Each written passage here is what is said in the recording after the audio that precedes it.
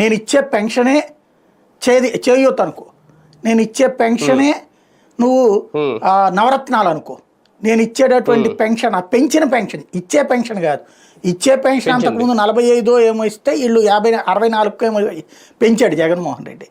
నేను ఇస్తున్నటువంటి ఆ 1000 రూపాయలు పెంచినటువంటి పెన్షనే నువ్వు 18,000 రూపాయలకు సంబంధించిన చేయొద్దు అనుకో, ఈబీసీ నేస్తాం అనుకో, బీసీ నేస్తాం అనుకో, కాపు నేస్తాం అనుకో, రుణమాఫీ అనుకో, అదేది రైతు డ్వాక్రా రుణమాఫీ అనుకో అని చెప్తున్నారనమాట.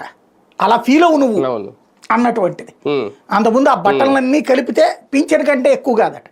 అంటే మనం ఏమన్నా అమెరికాకి ఇండియాకి రూపాయికి ఏమన్నా తేడా ఉంటుంది కదా, అమెరికాలో $85 మన రూపాయలతో పోల్చుకుంటే, అట్లాగా ఈయనిచ్చే 1000 రూపాయల పెన్షను జగన్ ఇచ్చేటటువంటి, అంటే 1000 అంటే ఎక్స్ట్రా పెంచిన పెన్షన్ 1000 రూపాయలు కదా, 12 నెలలు 12,000 రూపాయలు ఎక్స్ట్రా ఇచ్చినట్టు.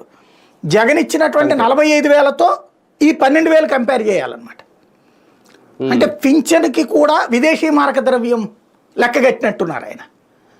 మంది దుబాయ్ రేట్లు అయితే కనుక ఆ దిరామ్స్ అంటారు, అది వచ్చేటప్పటికి 18 రూపాయలు 20 రూపాయలు ఉంటుంది మనకి. అలా లెక్కగట్టినట్టున్నారు.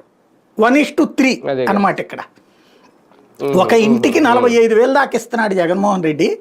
మేము వస్తే 60 నుంచి 70,000 ఇస్తామని కదా వీళ్ళు చెప్పింది ఏడాదికి. ఒక ఇంటికి 45,000 దాకా ఇస్తున్నానని చెప్తున్నాడు. మేము వస్తే 60-70,000 అని లెక్క రాసి ఇచ్చారు కదా, వాళ్ళకి పుస్తకాలు వేసి ఇచ్చారు కదా.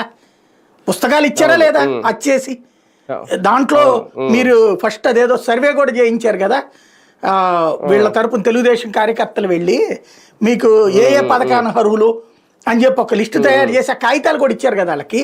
రేపు మనం అధికారంలోకి రాగానే అమలు చేస్తామని అవన్నీ చించి చెత్తబొట్లు వేయాలని చెప్పడమా బేసిక్గా.